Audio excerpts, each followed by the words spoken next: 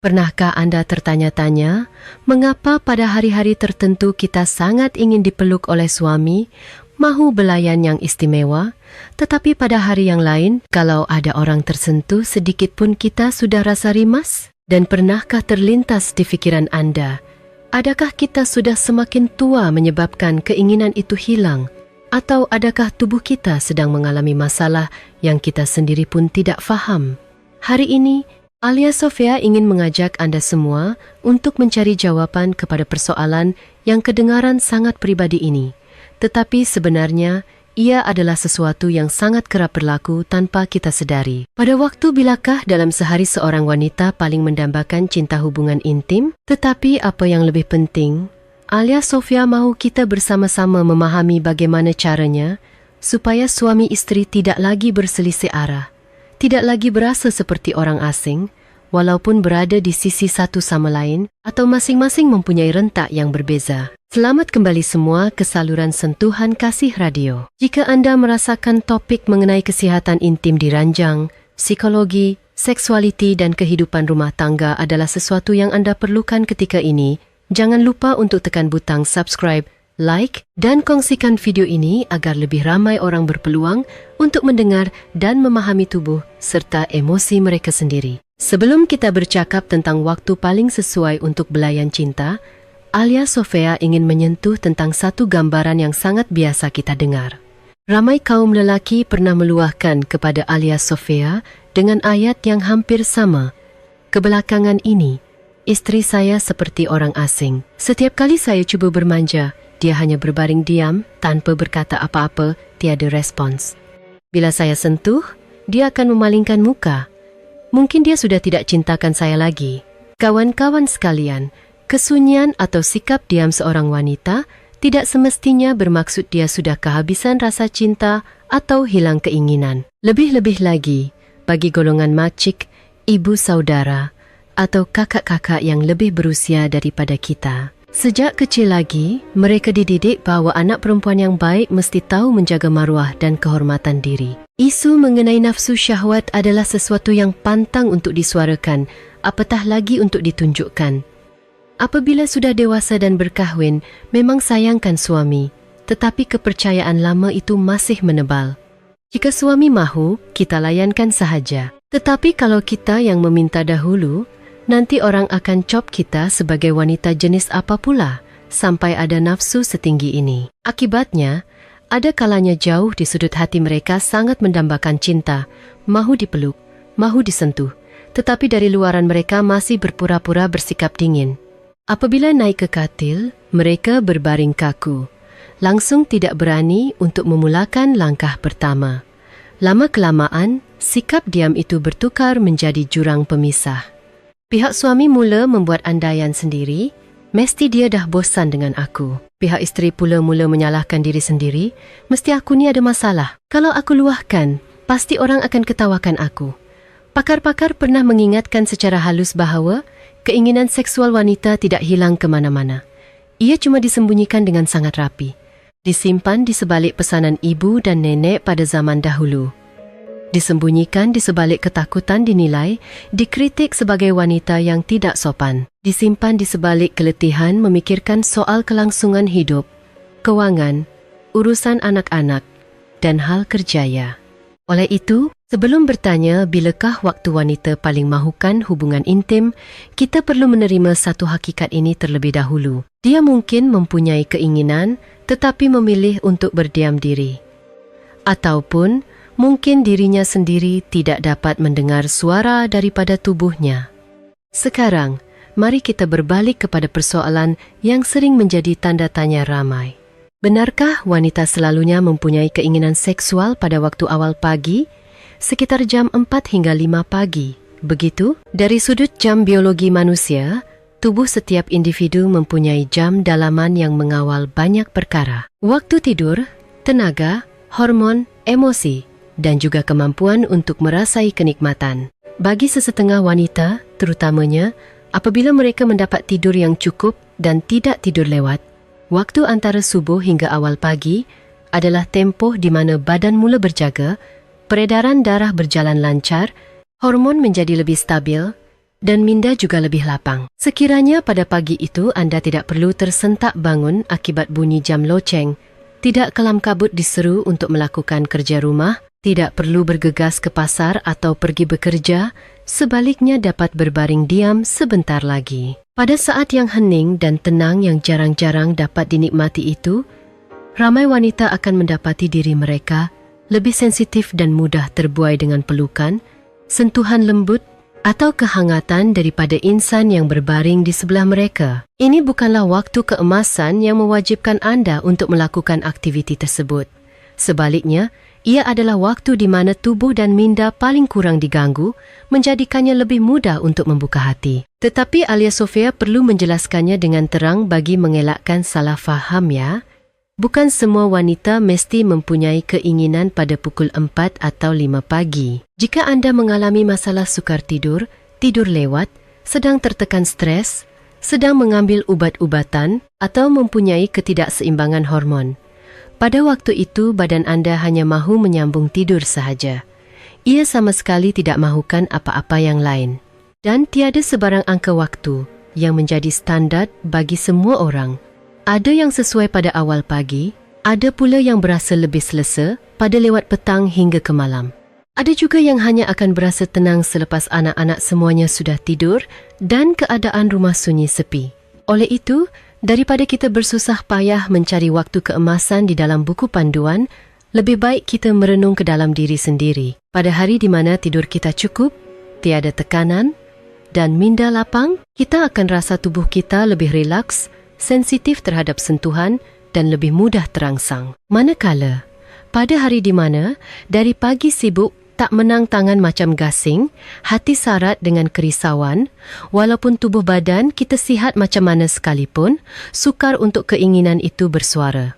Sampai di sini, Hagia Sophia ingin beralih dan menyentuh tentang satu salah faham besar yang telah wujud sejak sekian lama, yaitu wanita mempunyai nafsu yang lebih rendah berbanding lelaki. Jika kita hanya melihat dari sudut luaran, ia mungkin kelihatan benar. Lelaki selalunya mempamerkannya secara langsung, jelas, dan bercakap dengan lebih berterus terang. Sebaliknya, wanita biasanya lebih suka berdiam diri, kurang bercakap, dan apatah lagi untuk menjadi pihak yang memulakan dahulu. Tetapi, jika Anda mendengarkan kisah luahan hati yang menjadi rahsia mereka, Anda akan melihat gambaran yang sama sekali berbeza. Pernah sekali, ada seorang kakak berusia 50-an memakai baju kurung tradisional yang kelihatan sangat sopan dan anggun, datang berjumpa dengan Hagia Sophia. Dia duduk sebentar sebelum berbisik perlahan, "Hagia Sophia, kalau akak sebut ayat ni mungkin bunyinya tak elok. Tapi kadang-kadang akak nak sangat suami peluk, akak sampai rasa macam nak menangis. Tapi ada kalanya bila akak cuba dekat dengan dia, dia bergurau pula kata, 'Wah, hari ni datang menuntut nampak. Akak rasa malu sangat.' Sejak dari hari itu, akak terus diam. Dalam hati ni memang meronta-ronta, tapi kat luar akak terpaksa berpura-pura dingin. Akak tak tahu sama ada akak ni wanita yang tak baik ke tak. Sebab tu akak datang jumpa Hagia Sophia." Hagia Sophia duduk mendengar dan berasa sangat tersentuh. Kakak ini langsung tidak mempunyai nafsu yang rendah. Dia cuma terlalu pandai menyembunyikan perasaannya sahaja. Di sebalik perwatakannya yang sopan santun dan senyumannya yang penuh rahsia itu, berdirinya seorang wanita yang masih sangat mendambakan cinta, mahukan pelukan, dan dambakan keintiman. Namun dia telah belajar untuk berdiam diri hanya disebabkan oleh kata-kata gurauan yang tidak menjaga perasaannya. Dan Hagia Sophia percaya terdapat ramai lagi wanita di luar sana yang senasib dengan kakak ini, iaitu mempunyai keinginan tetapi memilih untuk memendamnya kerana takut ditertawakan. Jika nafsu lelaki diibaratkan seperti mancis yang digores terus menyala, keinginan wanita pula ibarat bara arang di dalam dapur arang pada hari yang sejuk. Pada pandangan biasa, mungkin kita hanya nampak abu kelabu. Tetapi jika ditiup dengan angin yang hangat, kepanasannya akan membara kembali. Nyalaan api merahnya cukup terang untuk menghangatkan seluruh ruang bilik. Namun, jika ia disimbah dengan air sejuk melalui kata-kata yang menghakimi, kritikan, atau hinaan, nyalaan api itu akan terpadam dengan pantas. Dan untuk kali yang seterusnya, pasti tiada siapa yang mahu menyalakannya lagi. Otak, minda, wanita memainkan peranan yang sangat besar dalam soal keinginan seksual. Mereka bukan sahaja mahukan sentuhan fizikal, malah amat memerlukan perasaan bahawa ada orang yang mendengar, menghormati dan mahukan jaminan bahawa mereka tidak akan dibanding-bandingkan, tidak dinilai serong dan tidak dipaksa. Oleh sebab itu, soalan yang tepat bukanlah adakah wanita mempunyai keinginan yang lebih rendah daripada lelaki, tetapi persoalannya ialah adakah wanita ini berasa selamat, disayangi dan didengari secukupnya sehingga dia berani untuk menzahirkan kemahuannya sendiri? Anda nampak tak? Ramai wanita bukannya tiada nafsu, tetapi mereka tidak berani untuk menunjukkan keinginan tersebut. Mereka takut jika disuarakan, mereka akan dilabel, disalah erti, atau lebih teruk lagi dipersendakan. Maka, mereka memilih jalan untuk berdiam diri. Setelah kita faham tentang hal ini, mari kita kembali kepada persoalan asal tadi. Pada waktu bilakah dalam sehari wanita paling mendambakan kasih sayang? Cuba kita gambarkan satu hari biasa bagi kebanyakan wanita, khususnya mereka yang keluar, bekerja dan dalam masa yang sama menguruskan rumah tangga. Kita akan dapat lihat. Bangun seawal subuh, sediakan sarapan. Kejutkan anak, siapkan barang-barang untuk anak dan suami. Selepas itu bergegas keluar dari rumah. Pada waktu siang di tempat kerja, perlu hadapi mesyuarat, kawan sekerja, laporan, mesej dan panggilan telefon. Menjelang petang bila pulang ke rumah, tersangkut di dalam kesesakan lalu lintas, terhidu asap kenderaan, perlu ambil anak, beli barang dapur, masak, basuh pinggan, kemas rumah, mandikan anak dan ajar anak buat kerja sekolah. Bila tiba masa nak naik ke katil, jam sudah menunjukkan pukul 10 atau 11 malam. Badan sudah terlalu letih dan otak hanya mahu tutup suis rehat. Dalam keadaan seperti itu, jika kita mengharapkan mereka untuk ada keinginan bermanja tepat pada pukul 10 malam setiap hari, ia adalah sesuatu yang sangat tidak masuk akal. Bukan kerana mereka tidak mempunyai keinginan, tetapi kerana di dalam minda mereka sudah tiada ruang untuk keinginan itu bersuara. Sebaliknya, terdapat momen-momen kecil yang bertukar menjadi waktu keemasan peribadi untuk masing-masing. Pada malam-malam tertentu yang jarang berlaku di mana anak-anak tidur awal, rumah sunyi sepi, dapur kemas teratur, pinggan mangkuk siap dibasuh, dan tiada apa lagi yang perlu difikirkan. Waktu itu mereka dapat duduk menghirup secawan air suam dan menarik nafas panjang. Atau pada pagi Ahad di mana tidak perlu bangun tergesa-gesa untuk pergi bekerja, dapat tidur 10 hingga 15 minit lagi sambil mendengar bunyi tiupan angin dan kicauan burung, serta merasai kehangatan insan yang berbaring di sebelah dengan jelas. Pada waktu siang ketika berada di rumah atau di tempat yang selamat, mereka dapat bersandar berehat sejenak tanpa panggilan nama, tanpa mesej yang mendesak.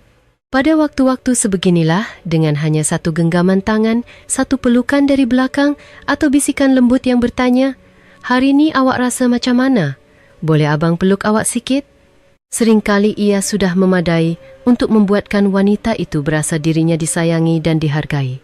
Dan pada ketika itulah, keinginan untuk bermesra dari segi fizikal dan emosi akan bangkit dengan sendirinya secara semula jadi. Maka, jika ditanya bilakah waktu standarnya, Alia Sofia akan menjawab, tiada waktu yang tetap. Waktu di mana wanita paling mendambakan hubungan intim adalah ketika dia merasakan hatinya lapang dan tenang, tidak dihempap oleh bebanan kerja rumah, masalah keuangan, tanggung jawab, serta berasa selamat saat berada di sisi insan yang dicintainya. Ramai masih percaya bahawa melakukan hubungan seksual pada waktu pagi adalah yang terbaik dan ia adalah waktu keemasan.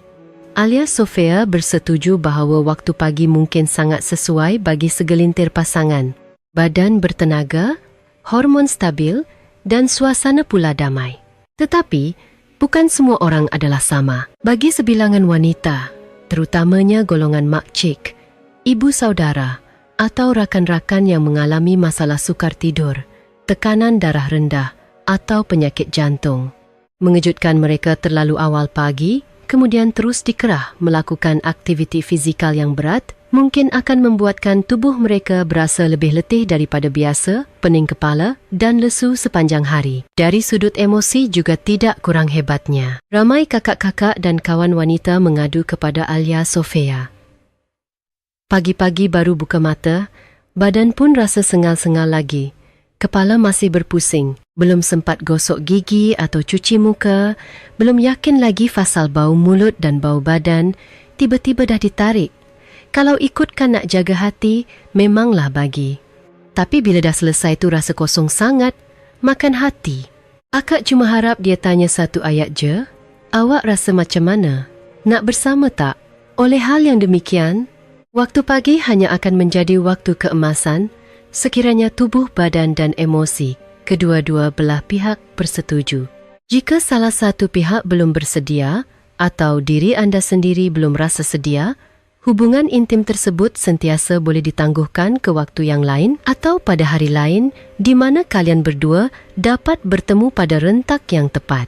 Alia Sofia tahu pasti ada dalam kalangan anda yang akan bertanya, habis tu, macam mana kalau saya langsung tak rasa ada keinginan pada mana-mana waktu pun dalam sehari?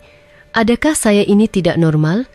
Sebelum anda membuat kesimpulan bahawa diri anda tidak normal, cuba renung kembali ke dalam diri. Adakah kebelakangan ini anda mengalami stres, tekanan yang terkumpul, rasa sedih atau terlalu banyak kerisauan? Adakah anda sedang mengambil sebarang ubat-ubatan yang memberi kesan kepada sistem saraf, hormon, atau tekanan darah? Adakah anda berasa sakit ketika bersama, mengalami kekeringan faraj, pendarahan, atau rasa sangat lesu setiap kali selepas melakukan hubungan intim?